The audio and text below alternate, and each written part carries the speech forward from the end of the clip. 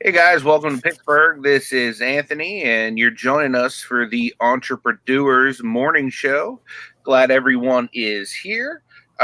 With me, as always, we have Tommy 2.0, my very handsome, very awesome co-host. We also have Nate, Everyday I'm Hustling. AKA Vaping. Yep, and he's vaping. As he says, it just clouds of smoke flow out of his face. That's awesome. Thank you guys for being here today. I'll just go ahead and start the rundown. Brownie points today, Tommy, go to Justin Jacobs. He was got it written down. Followed he's on there twice now. Oh, Justin Jacobs is getting ready to run away with this, guys. You better step it up. Yeah. Steven Scroggins was the second one in here. What's up, my man? Kelly, the Ecom Mom Ward, DC Sales, the master of the license plate. Then we got Sandollar. Uh-oh. Kelly's dealing with somebody who drop shipped an item from her and needs to return it. Wonderful. They want her to send a prepaid label. That sucks. Tell them you'll drop ship one to them. Yeah. Ciosa Sales, good morning. Glad to see you. She wants crumb points today. We have Landshark Picker. What's up, Craig? Craig. What's up, Craig? Dino Mac, what's up, my man? Good to see you. Cody Bruh. He says, every day I'm vaping. Michelle Lathan, good morning to you, Michelle. I don't know why you're gray, Michelle. I'm going to make you blue. That ain't right. Boom. Oh. I think I just accidentally unmodded somebody. My bad, Cody. I remodded you. There we go. Michelle, you're blue now. Harlan, what's up, my man? Good to see you. Paul, Gate City Picker. Great to see you as well. And Lisa C., the most knowledgeable gal on YouTube. How you doing?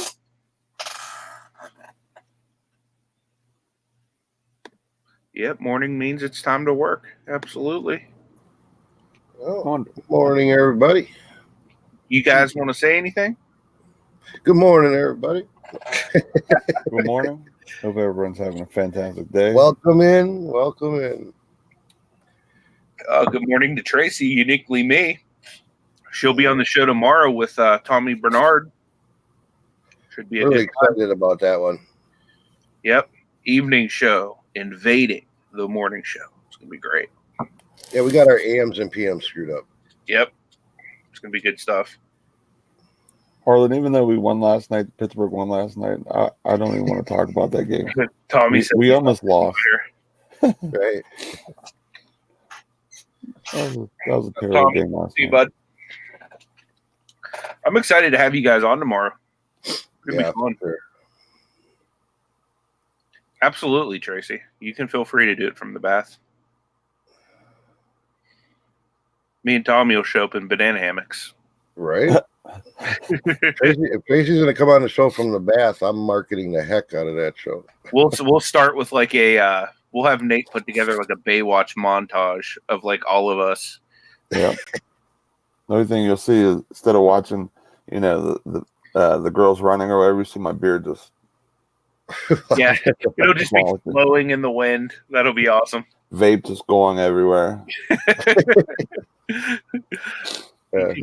He comes running through his vape smoke. Yeah, right. Exactly. That's awesome. Now you got Chris. Good morning, man. Yeah, the Steeler games or whatever, they blow all the smoke everywhere. No, that's me blowing the vape smoke every game. Absolutely. I was excited. I got to go see a Steelers win last night. Although, granted, it was against the Miami Dolphins, so it was kind of like inevitable. But for the first like quarter of that game, I was like throwing up in my mouth watching the Dolphins like stomp us 14-0. I thought the fix was in. Yep. Yeah, Kelly says you need to have a Bo Derek beard and vape moment. That would be awesome. I just envisioned me and Tommy running down the beach with that like red life preserver in our Pam Anderson bathing suits, turning around like, I could do something with that too, because I got one of them lifeguard boards in the garage. Nice. And check this out. Wait, I got it. Where is it? Here we go. Look at, I'm getting excited. I have to adjust the hat, but Oh There we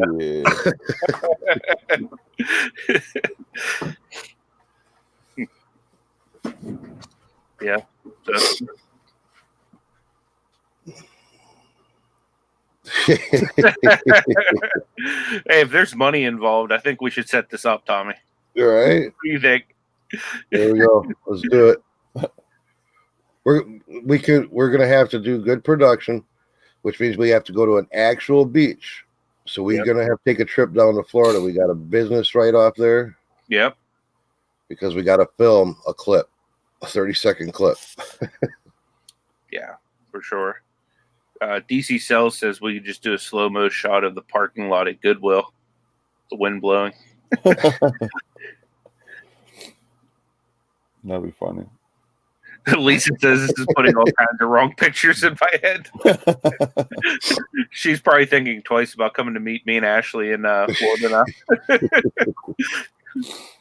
I promise you I'll be fully dressed.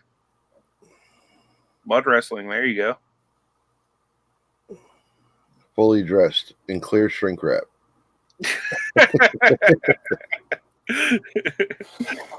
Oh boy. Yeah, so maybe we should get into the topic, huh? Sure. We've gone down a fully nude rabbit hole here. Overweight men, completely naked. You join us for the Entrepre-Doers morning show. Running down beaches. Yes. We'd have to build a trailer like that. Yeah, Yeah, definitely go down real fast. I'm excited and to see how fast. What's it leading up to? It's leading up to Tracy having a rummage sale on the beach with a little table full of items, right? I guess. To find that out, we'll kind of. I mean, we got to incorporate the reselling in there somehow. So it's like, yeah, absolutely. Lisa's like, wait, that wasn't the topic. Well, I mean, I guess it could be. But the actual topic for today, Chris says the Invasion of the Night Show is already here. Right, we're just prepping it right now. Yeah, for sure. The actual topic, though, is we are better together, and essentially, what my concept behind that was both YouTube and in business. I think we add a lot of value to each other. Just for example, like me and Nate are in the same city, and we source together and we do a lot of things together, and I feel like it's benefited both of us, not only on a friendship level, not only on a YouTube level, but on a business level as well. So I think that this is a pretty good topic to kind of address, because think of all the stuff you've learned from people that you've kind of either built friendships with here on YouTube or in your business, or, or even think of all the growth you might have had in YouTube just from, becoming friends with somebody and hanging out and doing lives or collaborations or whatnot. So there's a lot that we can kind of learn from each other. Like, for example, like I know nothing at all about Amazon, and Nate is like really giving me a really good crash course, and he's kind of trying to dummy proof it for me, which is really good because I'm a pretty large dummy when it comes to things I don't understand. Sometimes even with things I do understand, I can be kind of a moron. So that's been super helpful for me, and I feel like, or at least I hope I've added, some kind of, something to on his end too, but he's really helped me as far as Amazon goes. So I don't know. What do you guys think about that? For me, like, just doing stuff with you, collabing with you, is worth it. And not only that, just having somebody that, hold on one second. Sorry about that. having somebody that, you know, you feel like you really trust to do business with, and you know, like, and like we all talk about the reselling community, not the reselling community, but reselling is lonely. You know what I mean? Like, you know, I have my wife I can tell stuff with or whatever. But a lot of times, you know, she's tired and she's had a heck of a day and she just wants to relax, and she don't want to hear about, you know, bars of soap or whatever being sold or whatever. You know what I mean? Like, she just, you know, she's just happy that, you know, it's successful, but, you know, she just doesn't want to, you know, talk about it or whatever a lot of times. And now that Anthony's doing Amazon, you know, like, if I'm doing good, I'm excited to show him, like, look, you could be doing this. You know what I mean? Or Yeah. if he starts doing good, you know, especially since he's full time, you could show me, like, look, you know, this is where I'm at and I'm growing, and I'm, you know, just seeing excitement and the sourcing opportunities and how possibly he changes his business.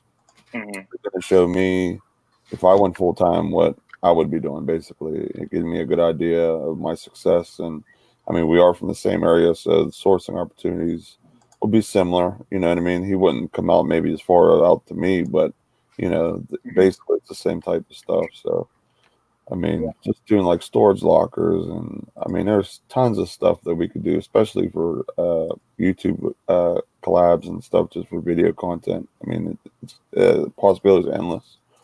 Well, that's the thing. We've sourced together multiple times, and we've never stepped on each other's toes.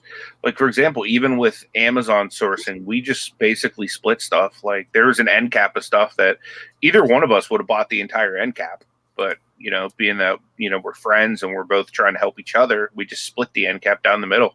Right. Yeah. I want to, you know, I want to make sure that, you know, your first sourcing trip and your first shipment is profitable, where, you know, because you're paying the $40 and then the shipping fees, ship the stuff out. You know, I want you started in the black. You know what I mean? I don't want you to have issues getting the profit and stuff like that. I just want you to have a good first shot at it and sales and everything. Yeah, I appreciate that, because it's from my perspective, it's a little bit scary getting into Amazon. Like, even though I'm on the other three major platforms, which I would consider to be eBay, Poshmark, and Mercari, and I do well on those platforms. Hey, thank you so much, Tracy. Yeah, she said congrats on breaking the 900 sub count. I appreciate that. I keep bouncing back and forth between 900 and 901. So there might be like one indecisive person. They can't decide if they like me or not. But I really appreciate that. But yeah, it's a little bit scary for me getting into something like there's just so much involved with Amazon, you know, and everybody talks about how strict they are and how quick they are to ban you and all this and that, and you know, for me, it's a completely different thing too, because I'm so used to, like, for example, if I put out say $100, I'm used to making $300, $400, $500 off of that $100 sourcing for eBay. But with Amazon, it's like I'm putting out $100, I'm expecting to make another $100, or, you know, roughly a double up. So like, even that part for me is scary, like putting out X amount of dollars for a much smaller return, you know what I mean? And tying up capital that, you know what I mean, being that I'm still doing eBay and all that other stuff, could like kind of mess up cash flow depending on how much I spend. So that part's a little bit scary for me too. But having someone that can kind of walk me through it, and like, for example, even pull up the Keepa charts for me and be like, no, dude, this is a smart sale. Like, it's pretty much going to sell out like as soon as it gets there. Like, even before we went live, Nate's like, yeah, before my stuff even gets to the warehouse, yours will probably be all sold out already. But just that kind of stuff like that just makes it a lot easier for me to get into it. And it's creating a whole new cash flow for me and my wife, you know what I mean, to kind of better our lives, which like is amazing, especially with how secretive Amazon is, to have somebody that's like literally willing to like take you sourcing with them, show you what they get, you know what I mean, and trust that you're not going to tank their prices or share their items or anything like that. Like that's been invaluable for me. And even when it comes to before Amazon, like we'd go yard selling together. We don't step on each other's toes. A lot of times we're looking at different products. And even at the bins, you know what I mean? Like, obviously, there's always those crossover things that every reseller buys.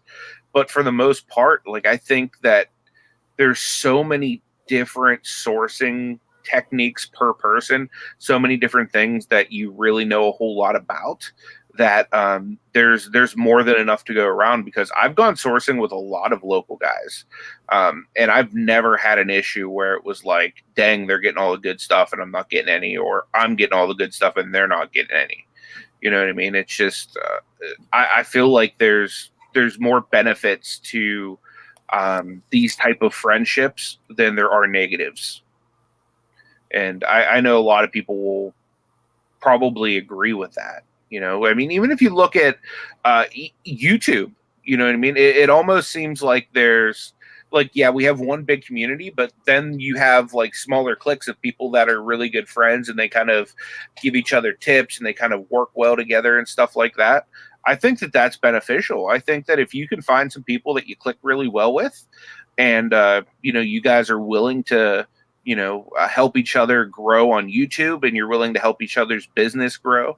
Like, for example, like if I have a question about anything, I know that I can call either one of these guys and several other people that I've met through YouTube pretty much anytime. Like, hey, what do I do with this? And they'll give me a straight answer, and it'll help me to, you know, pretty much grow my business.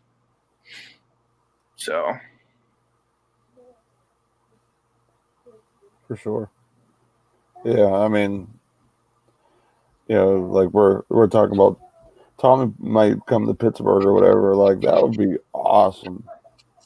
If we could move out here to Pittsburgh, like, we, you know, the amount of stuff we could get into, and videos, and just sourcing, and the buying power, and like the different businesses that we have, you know, it would be great to see, and the things we could do together. Like, you know, like we're talking about right before the start of the show, like even if we did like almost like a flea market or a yard sale, like year round and indoor, you know, and we're buying pallets or storage lockers or whatever. Like, you know, I could set up at my dad's, you know, open space in his warehouse. It's like, I think he has 7,000 or so that's open or whatever. You know, I mean, that's a large space, and you know, for what it would cost me to be able to occupy that space, it'd be pennies on a dollar what a lot of people would charge. Basically, it would be me just, you know, looking out to help my dad a little bit versus, you know, writing off somebody and paying all the bills and, you know, stuff like that. Yeah. So, you know, I mean, it's just great to be able to have these opportunities. And me and Destiny, you know, we anytime a situation or a topic like that comes up, you know, we heavily consider all our options, and you know, it's like ultimately we'd like to move somewhere where it's pretty warm all year round. That would be like the only holdback, really, you know, because but then I'm sitting there and I'm telling her, well, we're talking about moving to Appleton, which isn't getting us any warmer, you know. Yeah. And it's like, well, if we're gonna move and stay somewhere in the cold, well, why not make more money in the cold than we are now? Because there's nobody around here that I'm like networked or associated with or do business with on any consistent level, you know? Yeah. So we don't know. We'll see what the future brings. Yeah. And that's the awesome thing. And I'm sure Nate could even attest. Like, I'm sure Appleton's probably really good too. But for example, Nate came over my way on Saturday. And like literally, we were just in a small portion of town. And there was like every kind of store you could ever think of. And it was like 5 minutes from my house. Yeah. I mean, like, depending on where you, man, my voice, depending on where you go, you know, in our areas, like for me, it's like a half hour, or if I go all the way out basically to Anthony, it's like an hour for me, which I don't mind. The kids are pretty good with, you know, driving in the car and being in the car and everything. So I don't mind doing that, because I basically, from where I live, it's almost like the center point of every like place, like 30 minutes this way, 30 minutes this way, 30 minutes this way. If I go to Anthony's, an hour, you know what I mean? There's all these different shopping centers and like basically like groups of of stores like Ross and Ollie's and Walmart's and Targets and Lowe's and Dollar General's out the wazoo and Dollar Trees. And I mean, there's so many like little clusters of areas. And for me, like, even if I'd go full time, I could go hit each one of those areas like every day of the week. Yeah, you know what I mean? And just kind of find the pattern of what might be best, like due to markdowns or whatever, and just run that way.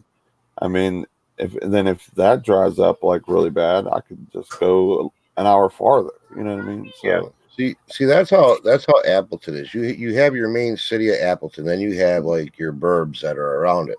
right. You know, and when we went, we were there for 4 days. We didn't spend one whole day at the bins, but we had 3 other days that we went to the thrift stores and like Plato's Closet and all the places where you can, you know, Ross and all the places that you can make money off of. Out of those 3 days, we hardly left the suburb that we started out in, and we still didn't cover every place. And cool. You know, so it's like, but here, man, it takes me all day to hit our 3 thrift stores, but that's because they're 45 minutes apart in each direction from my house. So if I go to Goodwill that way and then I want to go to St. Biddy's that way, man, I'm traveling an hour and 15 minutes. Yeah, makes sense. Yeah, like for me, like I have St. Vincent de Paul, like literally in my town, which I'm in a small little town.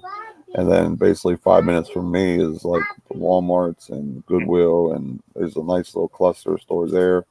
Yeah, and then, there's like everything over this way. We have 2 Goodwills within like I'd say 5 to 10 minutes from my house.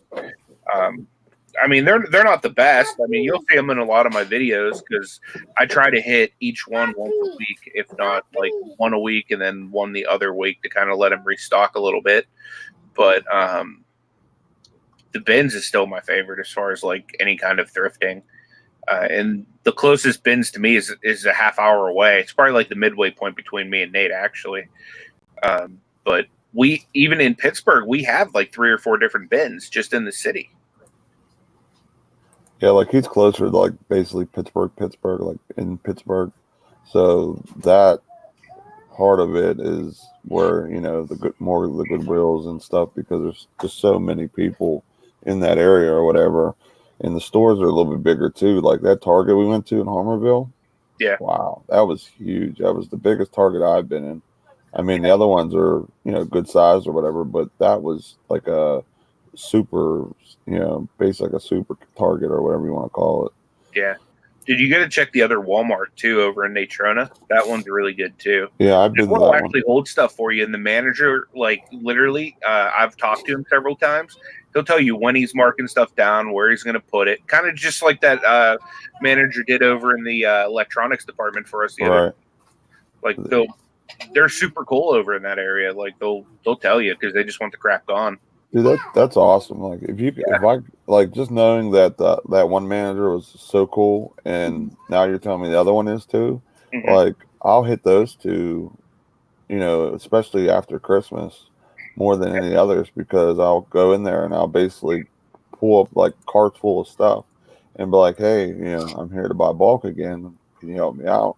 And I bet you like 9 out of 10 times, unless it's like they just marked it down or maybe they're a little more strict right then, you know, they'll knock it down. And, you know, that's how you really do well in business, by those networking and connections like that, and having somebody that's willing just to move product, you know what I mean? So it was like going to the yard sale that day. That's why I was so like, it was amazing.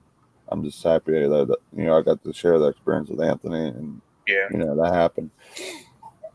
We'll do that a lot more though, like this upcoming yard sale season. You know, now that we're like, I would say a lot closer friends. Yeah, for sure. Yeah, I mean, I love. Me and you going to the yard sales are so much fun. Yeah, you know what I mean, like Harlan and Beard to Picker, they go together, like and they joke and they have fun. That's us. Like we just have fun. We find stuff, and you know, it's just a good time. Where if I'm striking out, it's not a bad. You know, I mean, I'm mad, but I'm not like waste of time. Yeah. Like just because I'm hanging with you, it's you know, I'm having a good time, so it's not like a super waste of time. You know what I mean? It's a good time. Yeah, for sure. But sometimes I'll like the, if you're striking out or people are having their prices so high, you get to the point where you just want to turn around and go home. Where if I'm with you, you know what I mean? Like, I just want to keep hunting and hanging out. Yeah, for sure. That's awesome. Nicole said that she's going 40 minutes away today for a thrift shop. That's $3 fill a bag for anything in the back of the store. That's amazing. Nice. Yeah. I wish they would do them around here like that. I know. Because, I mean, there are some of them we have are just like packed with stuff. Yeah. I think they would every once in a while, but nope. I hit up this church sale one time. They were doing a $5 fill a bag. And it was basically like one of those brown shopping bags that you get from the grocery store. But since I came at the very end, they were letting me use garbage bags. So Oh, wow. I got so many like NASCAR collectibles from them and all kinds of stuff. It was like a huge score.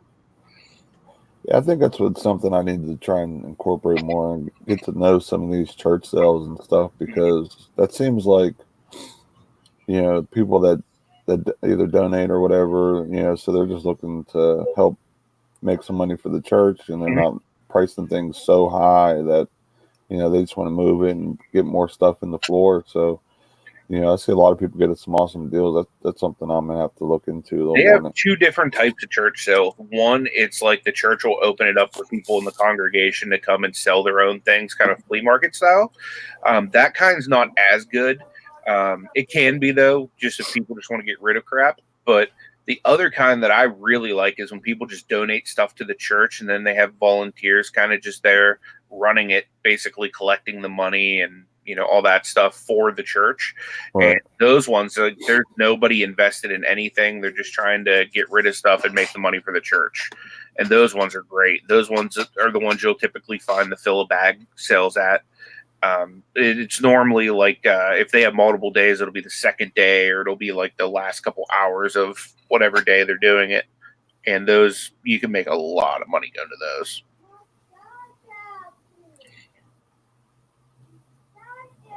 Yeah, I don't blame you, Nicole. She always brings donations there. She doesn't donate to Goodwill.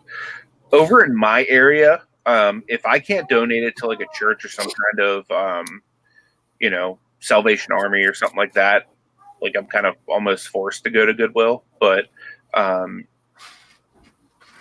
I don't really mind donating to Goodwill, but I do prefer to donate it to like smaller places and stuff that I know will get to the community for free first, rather than something that somebody like me, or even obviously somebody in need, that would go to Goodwill and stuff. But I honestly find that there's a lot of resellers that go through the Goodwills, at least in this area, because there's a lot of resellers in Pittsburgh, period, that I've found, like not just the ones that are on YouTube or whatnot, but like there's even in my area, like I hear of competition all the time. Like you can't even go to Ross Dress for Less on markdown day without like there being at least 4 to 5 other people there trying to do the exact same thing you are.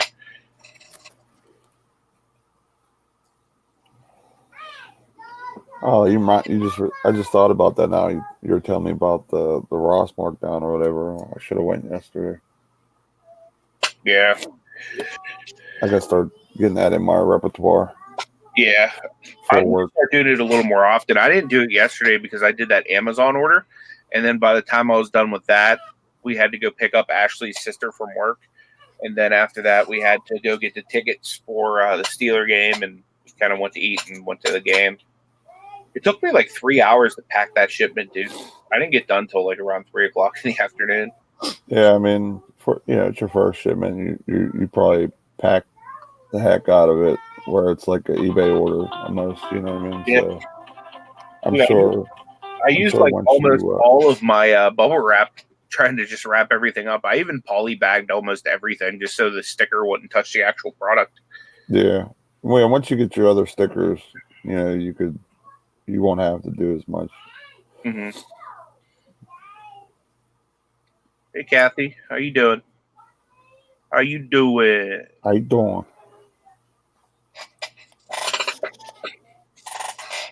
You know what you missed today, Tommy? You just had flipping crooners. I know she slid in afterwards and flipping critters, trying to be sneaky all the time.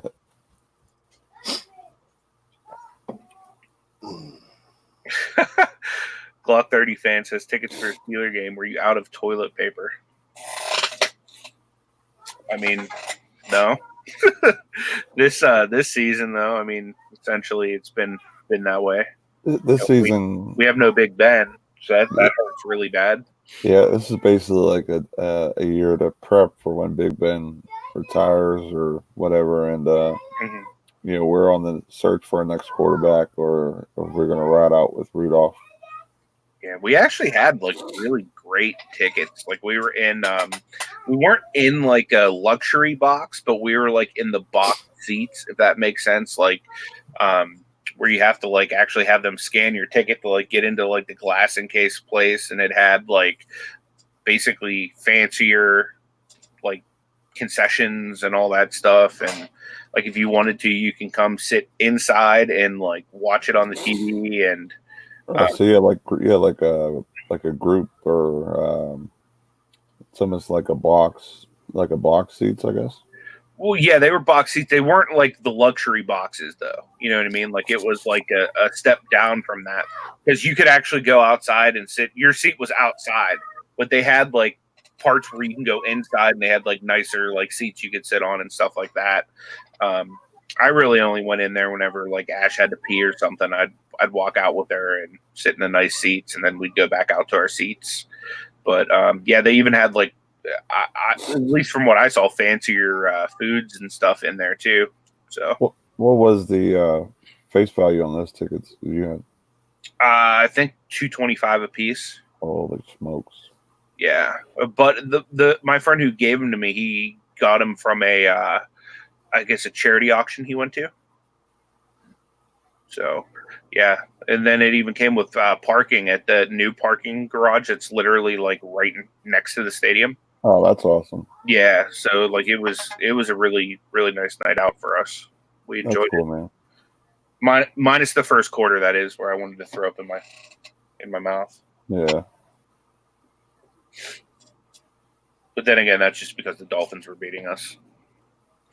And it's like I told my buddy, because we went out to eat with him before we even went down, and he was like, "Oh, it's going to be a blowout tonight." And I said, "I don't think it is, man. Like, because the Steelers always play down to their competition.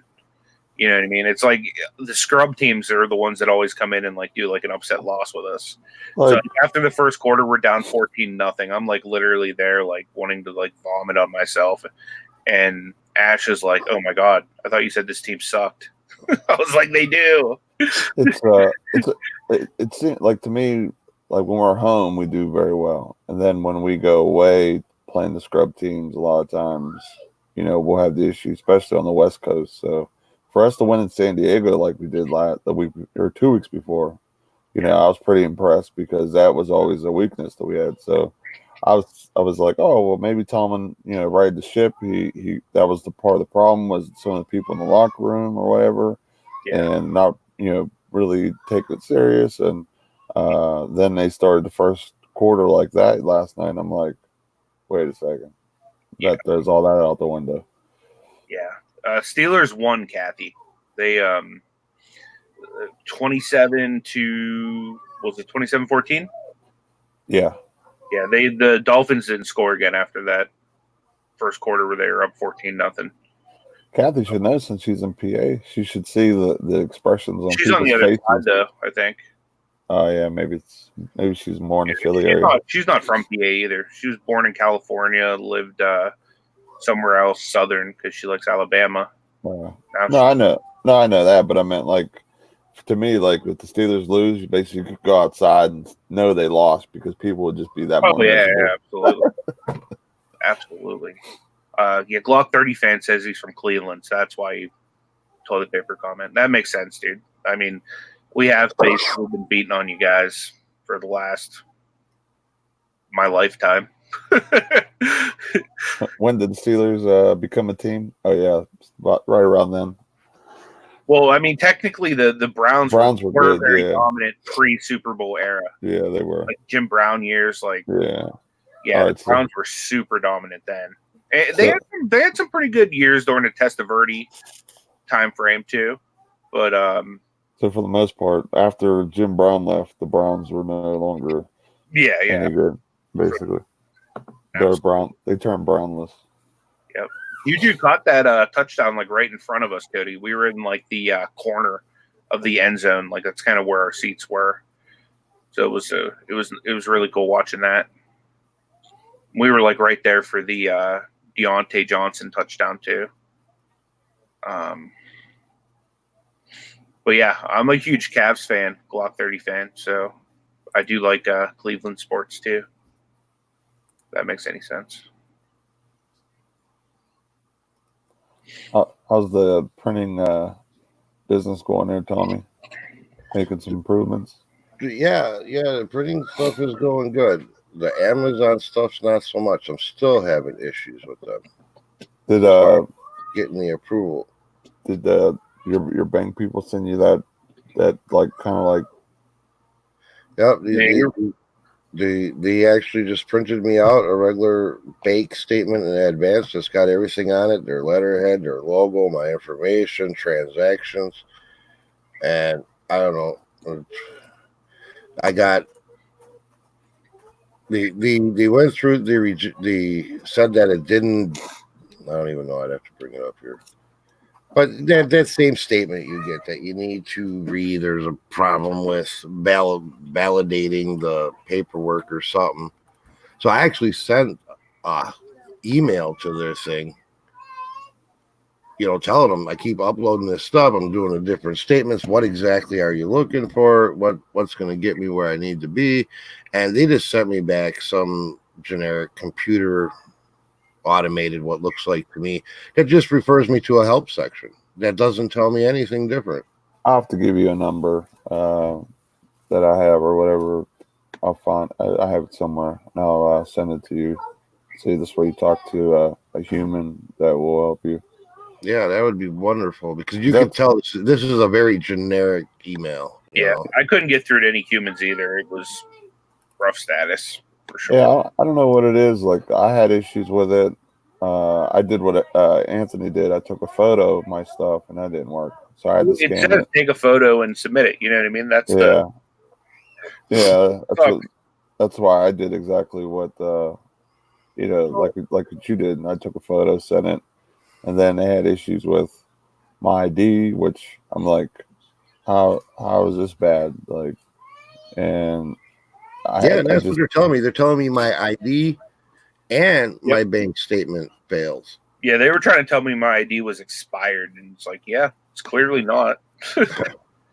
Yeah, I don't know. So, I don't know. The only thing I did, I reapplied with a different email, and it worked. The next time I did it with all good, scan things and whatever, which I'm happy it did because I like that separate email that I'm using. Because I get flooded by my repricer and, Amazon telling me they ship this and that. And I get, I sell 30 or so items a day. So, I get a lot of, we ship partial of this, we ship this, you got a refund request from here and all that fun stuff. So it's just better. It worked. It's actually a blessing that happened. Yeah, Steven Scroggin says you have to scan your info. Yeah, I did that the last 2 times. I took a picture the first time, then you said about scan. So the last 2 times we scanned them. Yeah. It might just be your bank statement holding it up since it's like a brand new bank. But I would. And they should tell you that. They should just tell you what's not working, why it's not working, instead of saying it's not working. Try again. Submit our personal bank statement instead of. Even though I have my business account set up as a direct deposit, I just scanned in my regular one because I had like active statements through that. So even though that's not the one I want them to use, that way they can at least see that I'm on the up and up type thing. I wish they would be, instead of having it go through basically a computer to approve or whatever to make sure everything's right, the input, basically they're grabbing all the information off of your scan stuff and slapping it on with a computer animated, whatever. If they would actually have a person doing it, all that issues would just not happen. It would be you know, super easy or whatever, or at least you put it in manually, type it in or whatever. That would be that's what I was just reading, because I was in there, and there was an article on it that their approval process is all done by computers, and you scan your stuff and you take this, and they're saying, that if you're like, my last name's pretty long, so it runs on 2 lines of ID. My first and last don't sit on the same line. And they'll say, well, they can reject it, because of that, because it confuses the computer now, because it don't see your full name, because it's not where it normally looks. Right. Yeah. I mean, my name is super long. It doesn't go like, oh, if something doesn't match up or something doesn't add up on this, it don't go to like a human to look it over. It just, they deny it and tell you to try again. What's up, Snobby? Good to see you, bud. Good morning. What's happening? So it's quite frustrating. Yeah, it definitely can be.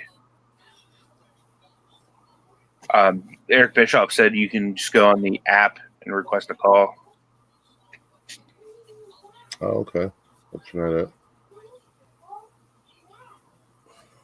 Let's see. Amazon has a work from jail program. Is that what you said, Lisa?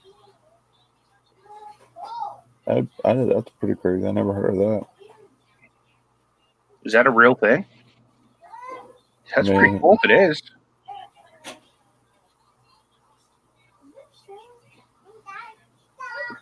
There you go, Tommy. Steven Scroggins gave you a number. Oh, cool. Let me write that down. Yeah, that looks pretty familiar. Lisa was joking because Eric mentioned captive team. I was going to say, I got some people in jail right now I can call up and get hooked up on Amazon so they have a job when they get out.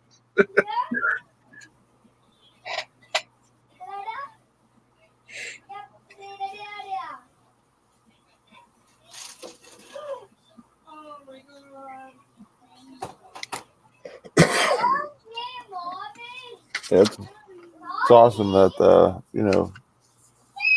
we're able to collab like this and do stuff, man. Like, I just wish Tommy was closer. I think the stuff we could do would be just endless. It would be cool. We can all do well and be very profitable in joint endeavors, and even possibly a business, basically, if we run it right. You know what I mean? Yeah, right. Even if we bought storage lockers and bought pallets and we all just went into a business together. I think that's something that I'm going to move into either way eventually. I just need to get to a point where, obviously, like I think sharing it cash flow wise would be perfect, just because like I don't think any of us are to the point where we can just fully fund something like that yet. Right. My problem is I want to get to the point where I could like actually hire someone on to do the heavy lifting, because if I could do the heavy lifting, I'd already be doing stuff. You know what I mean? Like I plan to, like, I was just talking with my friend last night who gave me the Steeler tickets. He's actually going to come on our show one morning because he has a brilliant mind for business. Absolutely brilliant. Like he knows the stock market really well and all kinds of stuff like that. But like we were already talking about different ways to kind of just get to the point where I can bring somebody on to kind of do some of that stuff, because I really want to get into the clean out business where somebody pays me to go get free inventory. Like, I want to do that like pretty bad. Because like I was talking months ago, like about there's some people that are in Ohio that are not super close. I mean, not super far, but a couple hour drive that we could even do some stuff with the pallets and stuff like that. And yeah, you know what I mean? Like, the main thing with the pallets is the shipping of it, and if you buy enough of it, the shipping is super cheap. Because if you're, for example, like if we got a trailer that holds 20 pallets of product, you could pay like $500-600 depending on where this trailer's coming from, picking up and bringing it, versus I'm going through bulk or some other site that they're charging like $200 just for a pallet. You know what I mean? Like that is, I mean, that's where a lot of the cost is. because the items you're getting for $1 or less, basically, depending on what the lot is for the most part for a lot of stuff. So, the name of the game is buying cheap and selling for high. So, I mean, that is the best way to do it, is doing that. So. Right. Lisa C says she has a local pallet liquidator that will do smaller lots, and she's made an appointment. That's awesome. Yeah, I wish we had something like that. I heard of something in Ohio that, and something in West Virginia, but I just haven't. We should, we should do? We should do a little research into that, and then maybe plan one of these days. You and I get together. We'll take my van out. Yeah, it's something like I think you have to buy the pallet, but you basically can walk up and down the warehouse and basically say, I want this one, and then you load it in your vehicle or truck or whatever, and then you take it home, but there's no shipping involved because you're doing the shipping yourself or whatever. But they have smaller lots too, where it's like by the case or whatever that bulk does or whatever. So that's one thing I wish we had more in our area. Like, it seems like in the Pittsburgh area, the auction side is either like a secret society, or they're just it's not really a big thing over here, like, for whatever reason. Like, Harlan makes a lot of money buying stuff and getting stuff for free, or bigger items to take into auction and doing very well. Like, that would be great to add that to my business, where like, we went yard selling, me and Anthony, and he saw some stuff that was like basically free, or it was like someone laid it out saying take this or for free or whatever, and we pulled over to check it out. Like, if there was a market for like an auction basically or something like that, where I could just take it and get it out of my house pretty quick, I would do that in a snap. Yeah, I typically, especially during yard sale season, if there's free stuff, I'll dig through it. And obviously I'm looking for eBay first, but then if there's anything that I could just take to Rogers and flip, like the flea market flip, like I'll do that. Because typically during the summer months, I'll just keep my van stocked with flea market inventory, and basically just run out to Rogers once I get a full load, dump as much as I can. I mean, even if like like I said, like Tommy came down and we started buying bulk and going to flea markets and stuff. Like, there's one like 15 minutes from my house that does like every Sunday. Like, I know it's the Periopolis flea market right by my house. It's not a huge one, but they do get a pretty nice crowd that goes by because of where it's at and everything.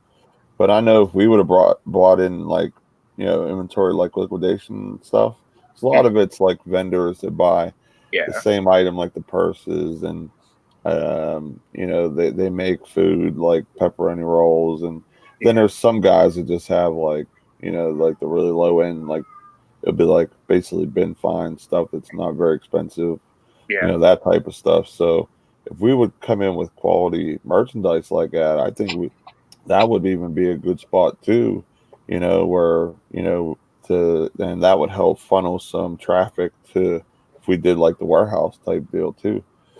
You know what would be really nice, like even in the vein of the warehouse thing, like we're talking about, there's not very many local auctions, and there, I'm sure there's some, you know what I mean? Like, we have what is it, like the 180 auction out this way.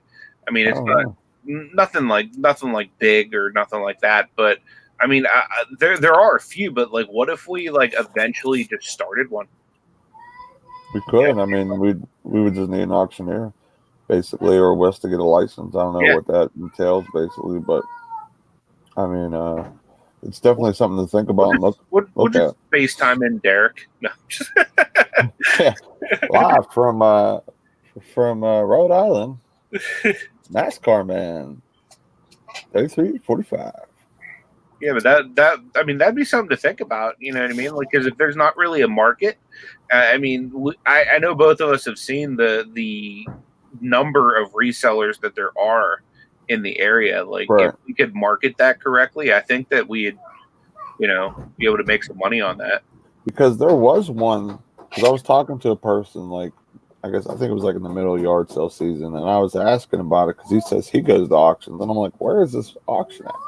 Yeah. Like, please tell me. And he was like, well, I guess the building burned down. and then they just never rebuilt or never, did it again or whatever. And then there's one. The only other one he told me about was like it was open like Thursdays or something, like random, like one day a week somewhere, and it was the middle of nowhere. But well, I don't understand the Thursday thing, but there's definitely a market. People love deals and bidding auctions and all that stuff around here, and like you said, there's a lot of resellers and stuff. So, do you have that what is it, auction zip on your phone? Yeah. You never found anything on that? I haven't really like looked. I mean, I'll look on occasion or whatever, but pretty sure I don't really look on it too heavy. Put it. Oh, here it is. Auction zip. Yeah, I have it. The thing is, like, I mainly got on it with the intention of like looking at storage lockers, but there's a few websites I pretty much frequent a lot just for checking out lockers and stuff like that. Let's see here. So a lot of the stuff, like for example, today there's in-person they're saying check out for tanzanite diamonds. It's like, well, I'm not really going to go bid on tanzanite or diamonds.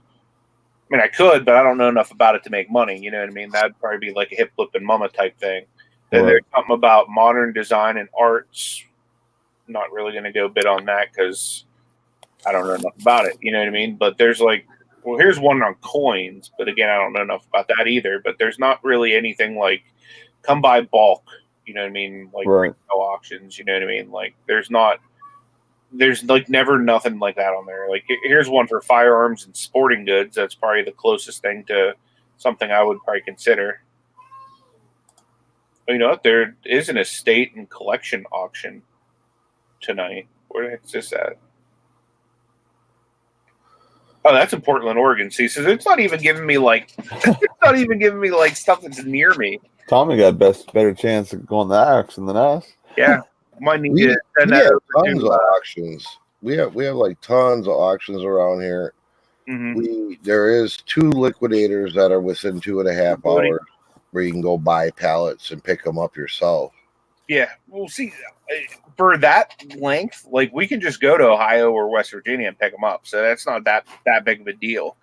You know what I mean? Like I said, I can get to Cleveland in like 2.5 hours. So, you know, so that's the other nice thing about Pittsburgh is it's like so centrally located to some other areas too, where if we can't find it readily here, we can just bounce out to wherever we need to go. For sure. Yeah. Good morning, Perla. Yeah, thing too, like shipping wise too, like, you know what I mean? Like, unless we're shipping basically to California, like we don't get too bad at like the zones and stuff too. Yeah, that's what's nice about where I'm at is it's equal distance pretty much to California and New York. Kind of like right in the center. Yeah, for sure, Steven. That's the one that we're trying to find out about. Like Nate was talking about, he was basically asking, like, well, where is this place?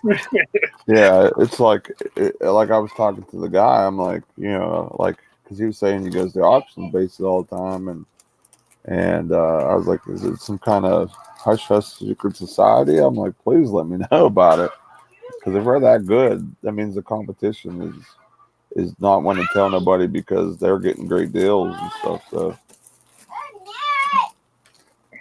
Yeah, that's exactly what I want. I want that, you know, that hush hush. Dude, we probably should though, man. Like in all seriousness, like really consider starting like a Pittsburgh auction house. I think that'd be like really cool. I think there'd be a lot of people that'd be interested in coming and selling stuff there. Yeah, I mean, just think of all the resellers we know in our general area and, you know, Ohio too. Like, you know, like for example, What the Hell's sent a bunch of stuff to Grimes Finds or whatever in Dallas. Now I know Grimes is, you know, one of the better auction places or whatever to go basically for like collectibles and stuff. But you know, I mean, just for example, like look what they did. They just sent a bunch of stuff to this auction house to sell on there or whatever. Like, you know, like even if, you know, we did something like that, like, you know, or had people, you know, basically drop off what they want to get rid of, or if we bought pallets and stuff. I mean, there's a lot of different. Or I mean, or they could just, if they're local, they could just show up on auction day and right, and their crap off. You know. right, yeah, Just make sure you research it, because there's a guy here that started an auction on Hybrid that used to have an auction house, and he went to doing online auctions. He said because of all the online auctions and the people being able to shop auctions or bid on auctions throughout the week right from the comfort of their house, that it hurt the auction house. People were falling off. They weren't sending as much. You know, he was doing commission auctions, so he wasn't getting as much as far as product to sell at his auction house, and his customer base was dropping off fast. Gotcha. I personally, like me wanting to get into something like that. A good portion of that would just be like kind of selfish, because I want to be able to buy like the bulk stuff and just be able to like blow it out quick. You know what I mean? Like whether we're getting lockers or we're getting pallets or whatever like that, I'd just like people to come buy it.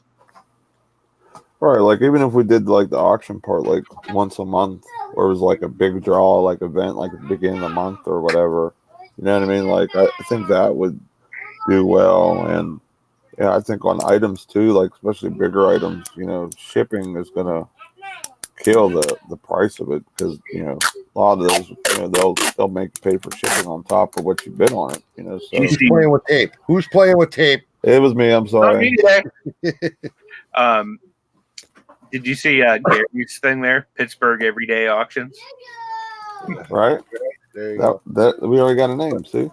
But it's like Resale Rabbit, you know, he buys all them liquidations and store closeouts and whatever, and then he picks what he wants to sell, and then the rest he blows out like once a month, 1 weekend a month on a dollar sale right out of his warehouse. Yeah, because get rid of the whatever, and then whatever doesn't sell, he'll send off to an auction house or donate it back, or garbage if it's garbage. And yeah, because let's think about it. I mean, like in our area, for example, how many stores are going to go out of business in the next few years, for example? Those are opportunities we can all have. Like my local Payless, now I know it's not like a huge, you know, situation there or anything, but I went there to try and buy inventory or whatever, but someone beat me to it, where they paid, I think, like 3 cents to $1 or 1 cent to $1. It was super cheap, where you can actually make money on those items. If basically I sold like a couple, you know, retail, for example. But you know what I mean? Yeah, there's going to be opportunities like that. And the thing that you have to be able to do is just get rid of stuff.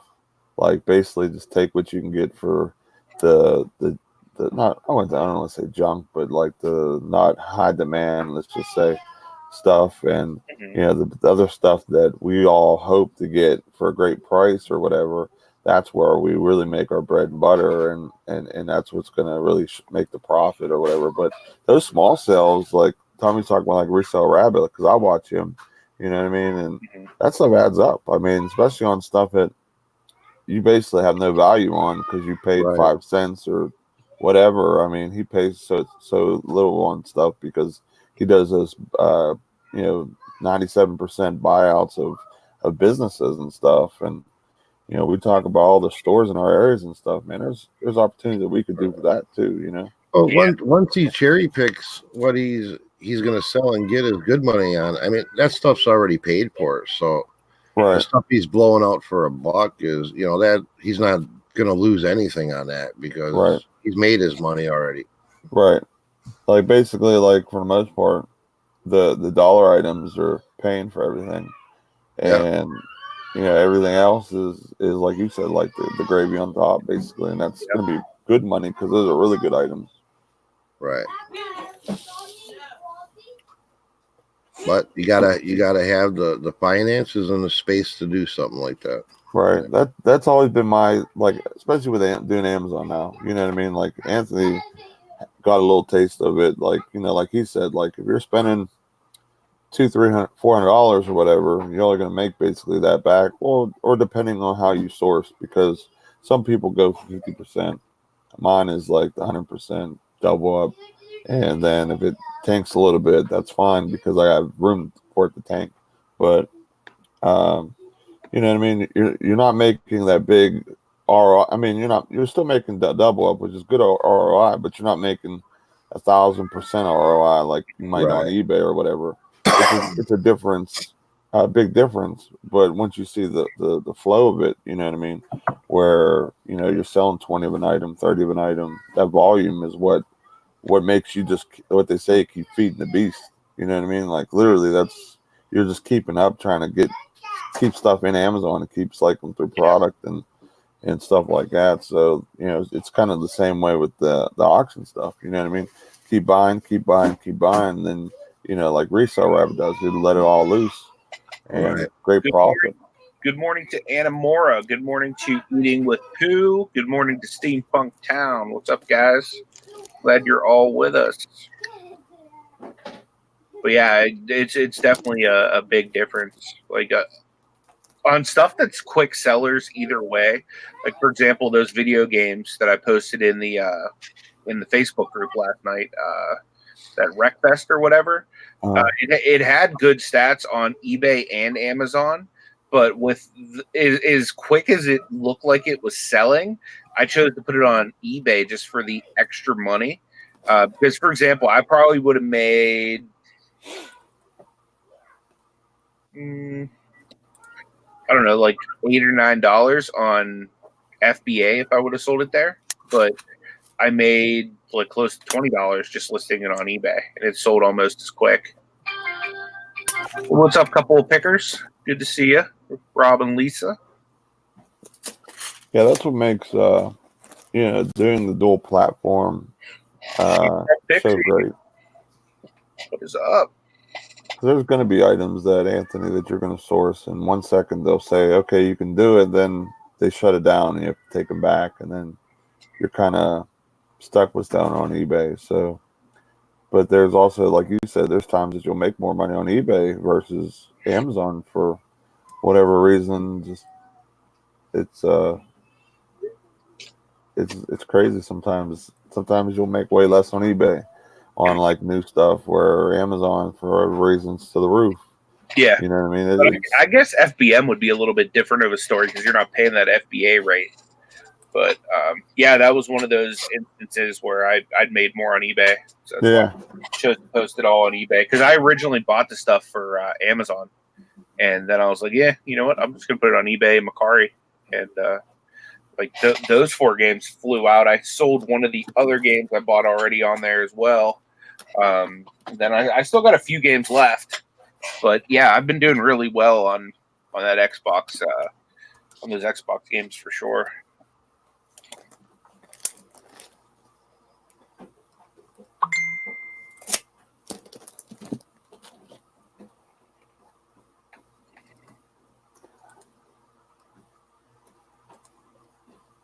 Yeah, that's true, D. Especially if you're doing FBA, there's a lot of, like, for example, a lot of the stuff that I send in my first order, Amazon's going to make more money on it than I am. But, I'm cool with that as long as I'm making the money quick. I mean, like, when they show the fees and stuff like that, a lot of it is shipping, you know what I mean? Because it's built into the price or whatever. But they have to charge more of a, depending on the item, like where it would be the max for whatever area that's going, because depending on where what warehouse it is and where it's going, that's the possibility of what it's going to cost them or whatever. So depending on what the item is, sometimes the shipping and the charges are a little bit out of hand. But I mean, if I could grab an item that and sell it and make a little less, I'll take that sometimes, and if I could buy bulk of it, that's even better. You know what I mean? I'd rather do that than wait a little, 3-4 months, or it just depends on, eBay basically. Yeah. DMK is asking me how's the paying back of the PayPal working capital loan going. It's going well. They take 15% out of every transaction I have through PayPal, so it's going well. I think let me log in real quick and I'll tell you how much I still owe towards that. Let's see, working capital loan. I still owe them like $1,524.61. So let me see if I can. I'll see if I can screen share any of this without giving you like information that I probably shouldn't share publicly. So, okay, I guess I could probably share this. Where is StreamYard? Screen share.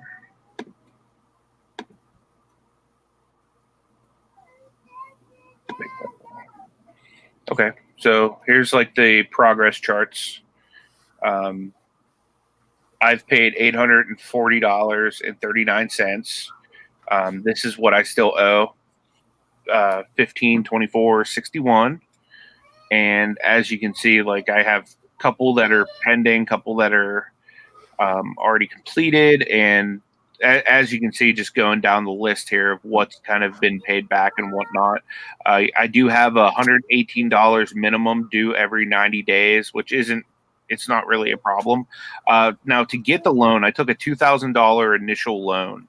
I paid only $365 for that loan, and I chose a higher amount up front so that I only have to pay 15% out of my sales, because I didn't want to have to like really struggle to make money moving forward off of that, because I was planning to spend that pretty much all of it to get inventory and stuff. So I chose to just go with the higher amount that I'd pay.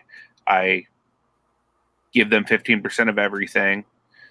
So as you can see, like these prices over here, these are just 15% of whatever the sales were, and just per day how much I'm paying them back, which isn't a whole lot, but it just depends on what my sales are for that day.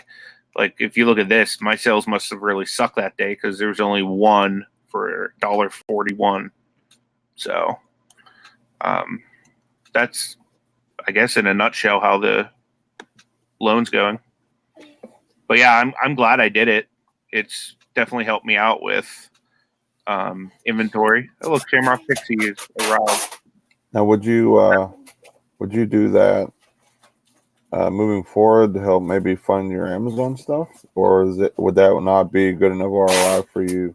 As soon as this is paid off, I do plan to take out another one right away, and that one I'm going to use to get into wholesale.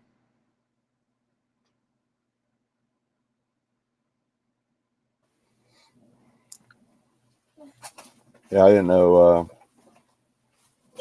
With moving on a new platform or whatever, Amazon can suck a lot of money up, buying stuff and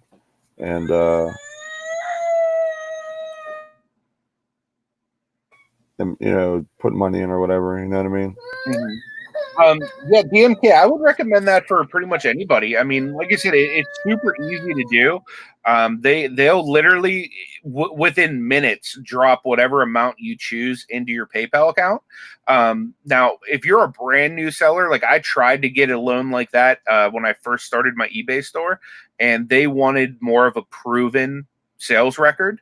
After a few months, when they saw like the volume that was moving through my store, they started emailing me and calling me like once a week, offering me the loan. So after a while, it's just like, yeah, I mean, I wanted it up front. This has allowed me to scale in a way where I was inspired by RVA Flips, Justin over there, when he got that big Funko Pop buy, and at the time, like I would have been able to swing maybe $200-300 at a time as far as buying power.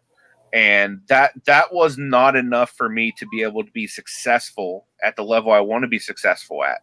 So since taking that, not only was I able to flip all of that money into inventory, which now is most of that stuff has already been listed. A lot of stuff is sold. My buying power right now is like I could go out and I can drop up to $1,000 on anything. You know what I mean? Just because I've now scaled to the point where I have those funds that are typically available. You know what I mean? I still try to, unless it's like a home run thing, I still try to stay like under $500 when I'm sourcing at any given time, just so I have cushions for, for example, when the big eBay bills due every month, or, if something comes up, that's unexpected, I like to have a little bit of a slush fund, just so the business doesn't suffer. But for the most part, like if something big were to come up, I could go and drop $1,000 to pick it up now, because before I couldn't. So that was my main reason behind getting the PayPal working capital loan in the first place. And I've succeeded in that part already. Yeah, that's basically the same thing I do with, my cash flow for the most part. I like having that cushion for, everyday stuff and bills and etc. And then, I'll put, majority of my extra money or whatever you want to call it after bills, in the Amazon, because I know that money's going to come back to me faster than, basically, unless, depending on what I buy, I guess for eBay too, but you know what I mean?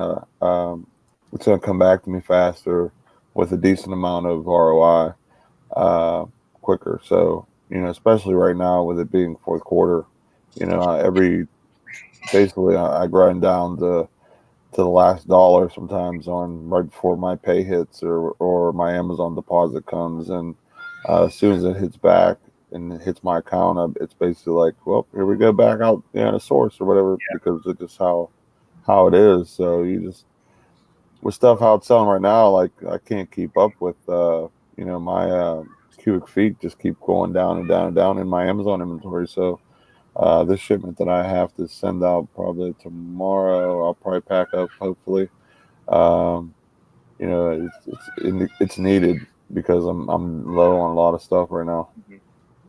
So there's a couple more questions here. Backroad Digger's asking, how's the loan going to work with new managed payment system? I'm going to stick with PayPal as long as possible, but what I would say is once that comes, I'll probably just have to at least give them the $118 per 90 days. You know what I mean? I'd probably just have to pay it, because you can go in there and you can make payments, whenever you want towards that loan. So I just let it come the 15%. You know what I mean? Once that's all paid off, then I'm good. So I haven't really put any extra towards it. I'm just letting the 15% pay itself off. I am to elaborate on what you're saying there. I'm wondering, Anthony, because you know how we both talked about once these, because I have one too, once it's paid off to basically re-upping into another loan to make different style investments as well. And once eBay kind of forces the merge over to their payment system or whatever, because the PayPal working capital loan, I mean, you don't even have to have good credit to get it. It's all based off your sales history. So if you don't have money feeding into it from eBay, it's just going to kind of abolish it, isn't it? I'll be right back. Oh, you know what? Look at what RC Maddox here put. Warning for working capital loan and managed payments. He switched to managed payments, and now PayPal tripled the amount he's required to pay, or else they claim they will suspend my PayPal account. Yeah, see? Yeah, that's crazy. See, now I wouldn't have expected that. I would have expected like, hey, you just need to, pay whatever. But I'm guessing that the whole point in them offering that is that you'd remain a PayPal customer. So, yeah, that sucks. So what I said earlier was I was just assuming like you just have to pay back whatever. Yeah, he says PayPal and eBay are at war with each other right now. That sucks. I love PayPal. I really do. Yeah, I'm happy with PayPal. Yeah, I'm going to stick with PayPal as long as eBay will let me. I wish I could use PayPal on more platforms, to be honest with you. Yeah, me too, because it'd be nice to keep everything in one spot. Yep, absolutely. Let's see, there was another question. DMK said, Anthony, if you were to spend another 1K, would it just add back to what you owe on the card? It doesn't work like a credit card. Essentially, what the account is it's kind of like a debit card. So if I were to spend another 1K, essentially I would just be basically drained in what I have spending power, because it's like a debit account. So essentially what I would do, like whenever I drain the majority of that 2K, I had to just list, get everything up, sold. I was doing a lot of bulk auctions to kind of supplement that as well. You just have to make the money back. You know what I mean? The working capital loan is exactly that. It's a loan. It's not a credit line. Yeah. It's not like you're buying something on credit and paying it back. When you apply for the loan and you get approved, that loan amount, like mine was $2,500, boom, within minutes was in my account, available for spending. It's not like a rotating credit, and then you that's your money. You do what you want with it. Hopefully you spend it smart. But then you pay that back. It's not like a rolling credit statement where you pay some of it off and then you spend some more on credit, your bill goes up and you pay it down. It's just a one-time, here's your money, you owe us this back on this agreement. It'd be like as if I handed Anthony $2,500 cash and said, here you go, I want 15% of your sales until it's paid off. Yeah, that's essentially all it is. And you can't get another one until the current one's paid off. So as far as you asking, so pay it off fast, you really don't need to. Like, I think Tommy's probably trying to pay his off quicker than I am. I'm okay with them just taking the 15% out right now. And then once that pays itself off, if I do have to switch to managed payments, I'll probably dump more money into getting it paid off, and then just kind of reassess. Now that I have like a business banking account, I could just theoretically get a business loan through my banking establishment now too. So I have a lot more options now that I'm not squarely working through PayPal. I do really like the way the PayPal is set up, where it just automatically will come out of my sales. That way I don't even have to worry about it. It's like money.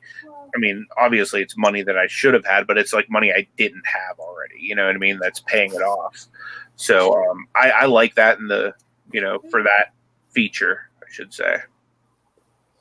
I like that it comes out of the sales, because if you have a bad month, it doesn't hurt as bad versus if you got to make this payment every month, and like now, with everything that's going on with eBay, and you have a slower month, you still don't have to come up with that money. They're going to take it out of your. If you don't sell, you don't pay.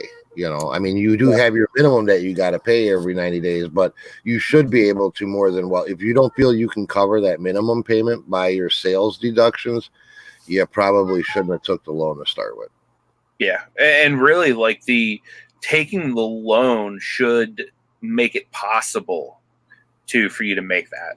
Like, before I even took the loan, I was already making enough, if you were to take 15% off, to hit that $118 in 90 days. I was making more than enough for that. So that was a factor. But my thing was, taking the loan is going to ramp up the business my eBay store does, and in turn make me more money. So I just thought it was a smart investment for me personally.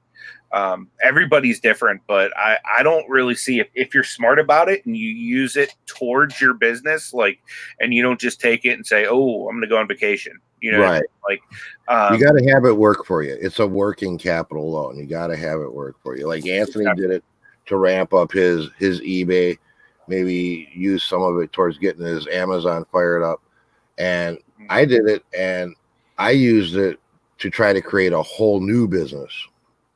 So eBay's paying for our printing business because our printing business ain't making no money yet. But I knew that I had enough I was making enough on eBay to cover that loan to start a whole new business. I spent very little bit back into eBay of that money. I've already had money aside for that in investments in eBay. So I used the loan to start an actually whole new business startup. Yeah, I mean, with these working capital loans and credit cards or whatever, the main thing is just making sure you're making more money than what the fees are on that venture that you're doing. Or like maybe not with Tommy's case yet because he's still getting it going because it is a new business. But you know, if you don't do that, then you're basically losing money, and that opportunity is wasted.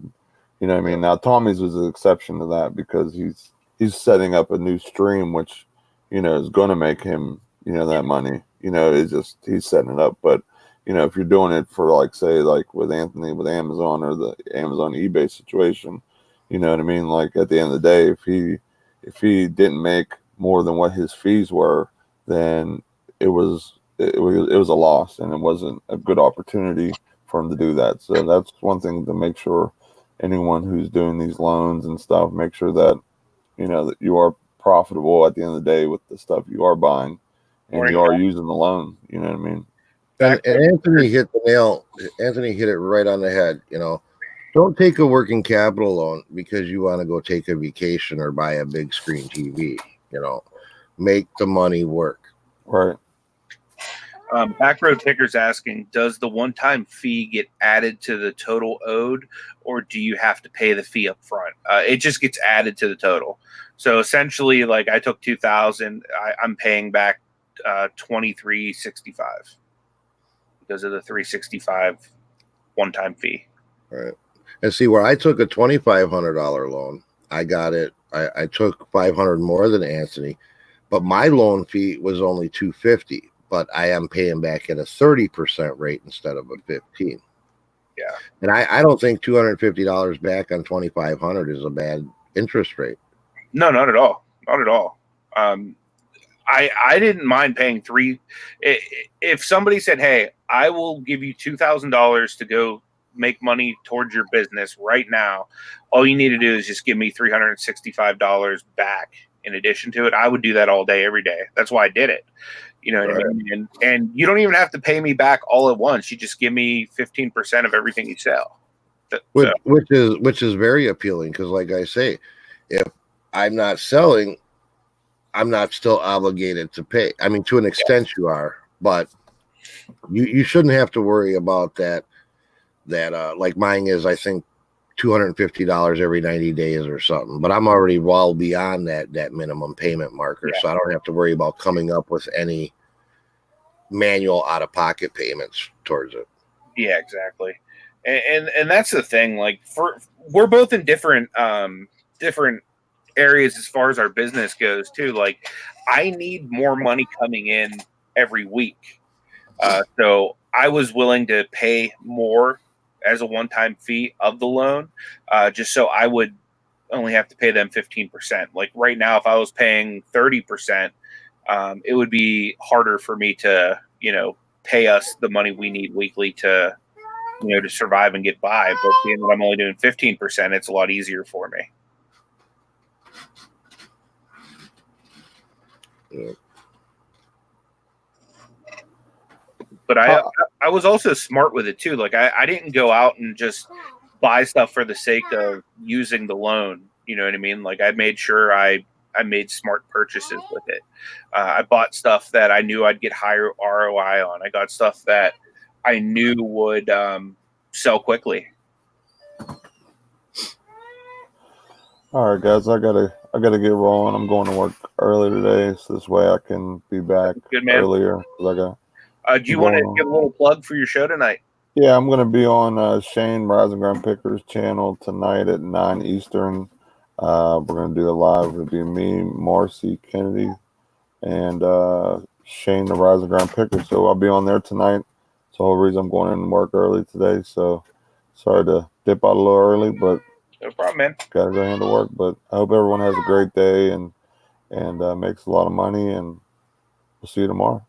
Yeah, take it Catch easy, you later, man. man. All right, guys. Later. So back, Go ahead. I was just going to address. Yeah. Yeah, you can pay back as much as you want, and the money is instant. Like by the time, like, because they called me about the loan, and you know, we're on our way to Walmart to source and food shop and all that too. Like I anytime we go food shopping, like Ash already knows it's a sourcing trip. So we're on our way there. By the time we got out of the car and walked into Walmart, it was already in my PayPal account. Yeah, mine too. The whole process was like 15 minutes, and I didn't talk to anybody. It just did it all right on my computer, right through PayPal. I clicked the little apply for working capital loan. Within 15 minutes, application was done, submitted, and money in the account. Yeah. And yeah, if you're making decent money and you want to throw more money at it, there's no penalties for paying it off like early or anything. Some loan companies give you a penalty if you want to pay it off early, and they don't. And it's not like a climbing interest rate. You just have that one-time fee. It's not like the longer you have it out there, the more it's going to cost you. It's not like that. I love the way it works myself. Backroad Picker's asking, what's the best way to get money out of PayPal? Business card only allows $500 a day. Typically, what I do is that was fine. I don't ever take more than $500 out in cash, to be honest with you. But what I do, if I need something done with more than 500, it's a transfer for me. Like I'll either send it to someone, I'll use it as a credit purchase or something like that. But I very seldom take out more than 500 cash at one time. Let me look at something here, because I know when I took the loan, we altered my stuff, because I used to be limited to like 400 or 500, and right now I have for ATM withdrawals I can pull $1,000 a day, and I have a $10,000 a day spending limit on purchases where I can use it. I should be about the same, but like I said, I very seldom, like for example, if I'm going yard selling, I might grab $200 because I'm going to shekel them down as far as I can. And then if I find something bigger than that, I'll either say, hey, can I just PayPal you the money?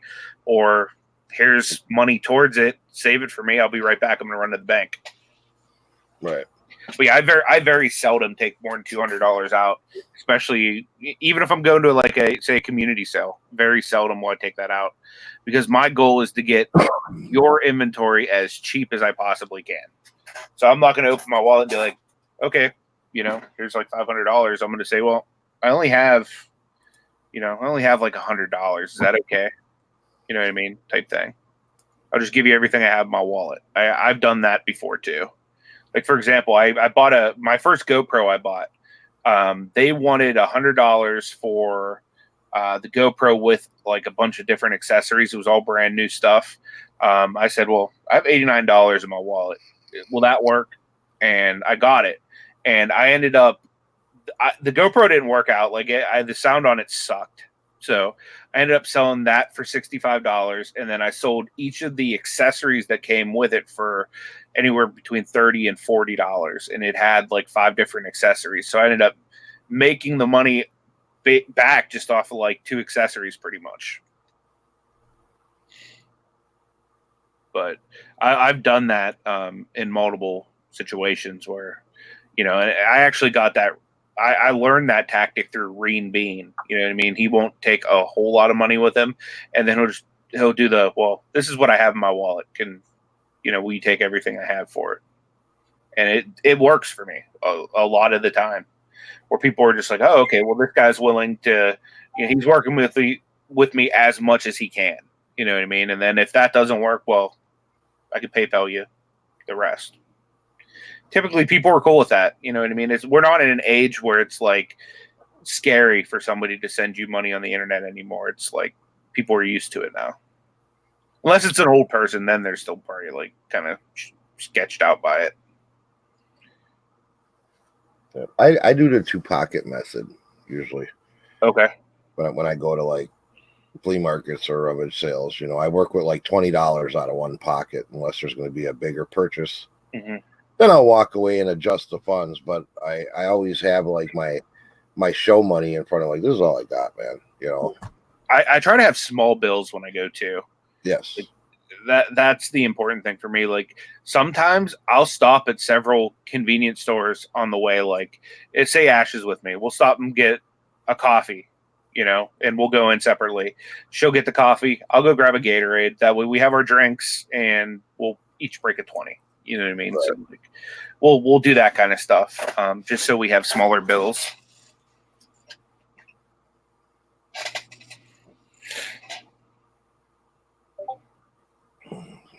All right, man. Well, I think I got to get some stuff done here. I got to get this Amazon thing figured out. I'm going to give them a call. Yeah, I got to get some stuff done too. I thank for the number. Who is that put the number up, Steven? Yeah. I appreciate that, but I'm gonna see what I can do here. Okay, we got one last question here. I'm getting more and more people, local sales, asking me about Venmo. Ashley actually had a private caregiving job one time where that's actually how they paid her, was through Venmo. It's basically just like another type of payment app. So I don't know a whole lot about it. I've never used it, but yeah, there's a lot of people using it. I don't use it. Do you use it, Tommy? I've never heard of it, honestly. Yeah, it's just a payment app. I don't know a whole lot about it, but I know Ashley actually used to get paid through it.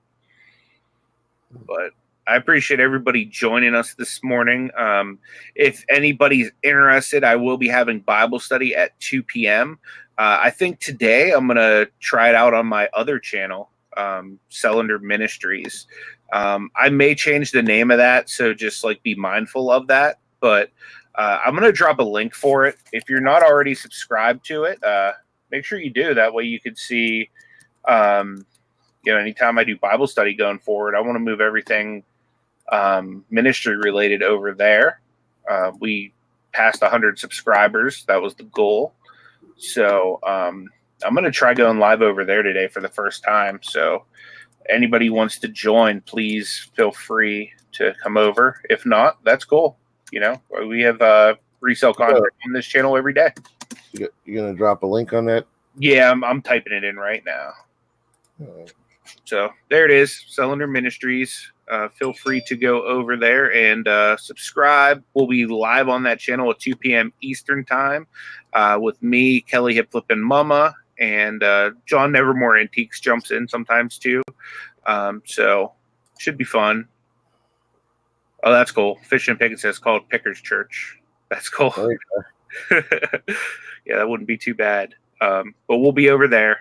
Tomorrow, we're live on Tommy's channel, and we're going to have Tommy Bernhardt and Tracy, Uniquely Me, on, and it's going to be like the late night show in the morning. So it should be a lot of fun. Make sure you guys tune in for that. I'm looking forward to it. Absolutely. All right, guys. Everyone take it easy. I think he hit the wrong button. He's not in the stream.